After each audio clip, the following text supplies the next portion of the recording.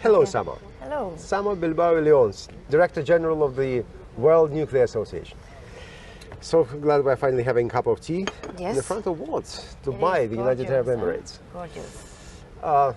Hopefully we will be broadcasting it in our social media in a couple of weeks' time. But today, the Global Energy Association published a very interesting poll conducted in the United States.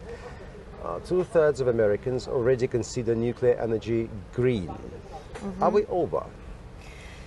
Well, we're getting there, but we still have a lot of work to do. Huh? I think that the last couple of years have been a game changer, really. I think that a lot of people have started to scratch their chin thinking, maybe nuclear is not as bad as they had told me. But we still have a lot of work to do. In Germany. Well, but see, you know that recent polls in Germany actually had that many, I forgot exactly the number, but many Germans, they would actually favor not to shut down the existing nuclear power plants. Anyway, you have Austria in Europe, where they had a referendum banning nuclear energy. You have Germany, where, in my personal view, which I'm not going to impose on anyone, they took a strange decision as far as nuclear energy is concerned. I think it was a little rash. And now by phasing out nuclear without having enough windmills, they're having problems.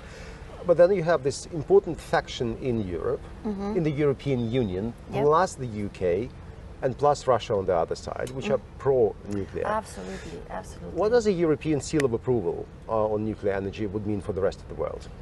I think that's going to be very important. I think that everybody looks at Europe and the United States as, well, the thing to do.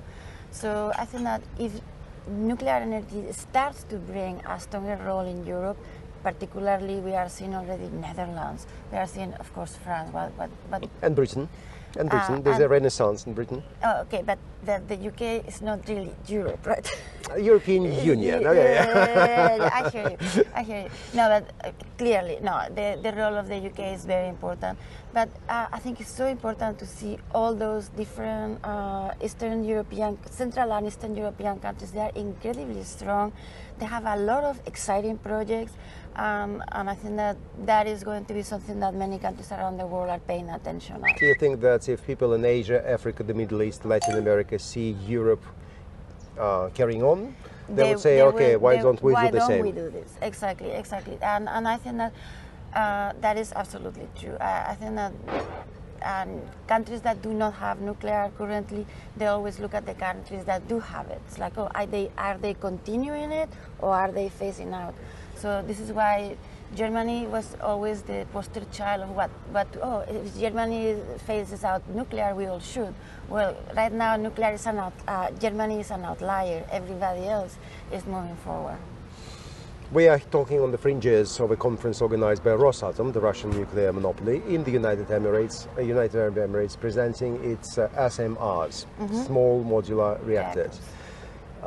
Essentially speaking, to put things simply, countries which have wanted to build big nuclear power plants have already done so. So we've come to a stage where small modular reactors will play its role. Please explain in simple terms to the viewers out there, what are we talking about here? Yes. So the advantages of the small modular reactors is exactly that. They are small inside, but they are also designed to be modular, to be factory fabricated, and the process of building them is going to be incredibly quick. So the actual civil work is very small. It's basically bringing the reactor and putting it in the final location. So this is going to be incredibly good because it's going to be much more affordable. It is a much smaller investment. It can be done faster. And the infrastructure that you need in order to launch these reactors is going to be much smaller. So I think that countries that they were really not able to buy a large reactor, it's a large investment, large infrastructure, they actually look at these smaller reactors as an opportunity.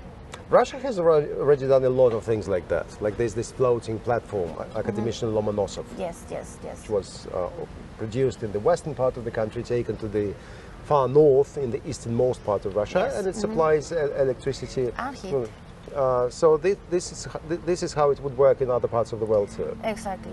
I mean, and this is part of the beauty also of SMRs. There is so many different models. So you have different coolants, different system arrangements. So the Russian model, where you have this floating reactor that you essentially can take it whenever you need it. So it goes to an African country exactly. with a deficit of electricity. Exactly. You can bring it wherever you You want. anchor it and it produces electricity which goes ashore. And heat, which I think is very important. Yeah. Huh? I mean, and this is something that only nuclear can do. As far as these low carbon energy sources, nuclear energy is the only one that can produce the electricity and the heat. Because remember, we need heat for heating and cooling. We need heat for many industrial processes. So it is very important to have both. So I think that is a great opportunity that is bringing. I'm sure that some people are looking at us now, thinking, aren't they crazy? They are in the Persian Gulf, in the Arabian Gulf, as the Arabs call it, in the United Arab Emirates, with plenty of oil and gas. Right. Why build nuclear stations in places like that? Well, I think that the world is moving towards more low carbon energy sources, number one. I think that climate change, we all have realized that is kind of happening, and we need to do our best to minimize its effects. So, I mean, even already in the Gulf states, nuclear is a thing. You know that here in the United Arab Emirates, They're building a nuclear they power already plant. have 2 units operating, and they have 2 more that will be operating. One will be this year, and the next one next year. So And then with all the controversy surrounding the other part of their nuclear program, the Iranians have built a nuclear power plant as well on the other side of the Gulf. Exactly.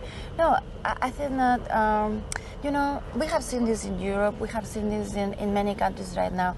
You cannot have only one source of energy. We need to have a diversified energy mix, as low carbon as possible. It's not always going to be easy to have it 100% zero carbon, but as low carbon as possible, and it's going to very much depend of the natural endowments of each country.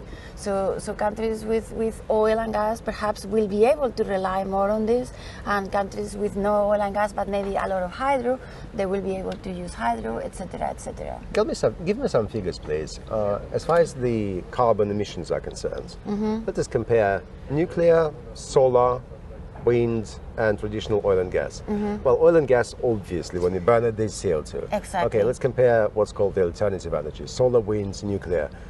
Which of the 3 is the cleanest? The cleanest. Okay, so this is a tricky question. It is, I know. That's the reason I was blinking. You do need to, when you do this analysis, you need to look at the entire life cycle of the technology. When you start producing... Exactly. You need to look at what you need to actually, for example, in the case of solar, okay, so you have to mine all the materials to actually produce. Once the panel is there, it does not produce anything, but in order to produce it... Exactly. So you need to look at all the materials that are used to produce the panel, the processes, the civil that is necessary to actually set the site, etc., and then what is needed when you are dismantling the site to manage these weights, for example. So if you do this for all these major low carbon energy sources, wind, solar, and nuclear, and I'm saying this based off a recent report that was just published this last November by the European, the United Nations European Commission for Europe, Economic Commission for Europe. They actually have nuclear being the lowest carbon emissions, very close to wind. So wind and nuclear are about the lowest, and then solar closely behind. So that is clear. So despite us in the bigger Europe, the European Union or Russia and the UK, when we hear, despite us looking with certain suspicion sometimes at Americans are right when 2/3 of them in this recent poll say that nuclear energy is green. It definitely is green. I mean, nuclear energy is just as sustainable as wind and solar. This is definitely very clear in my mind. So I think that some Americans have done their homework and they know. May I reveal a little secret that we'll be seeing more of you now that you've accepted our suggestion of becoming an International Awards Committee member? Very excited about that. Give us a couple of months to coordinate everything, but we're looking forward to seeing you during the next gathering of the committee. And I look forward to that too. Lovely. And thank you for the opportunity. Wow, this is an excellent opportunity. Thanks so much. See you soon. Thank you.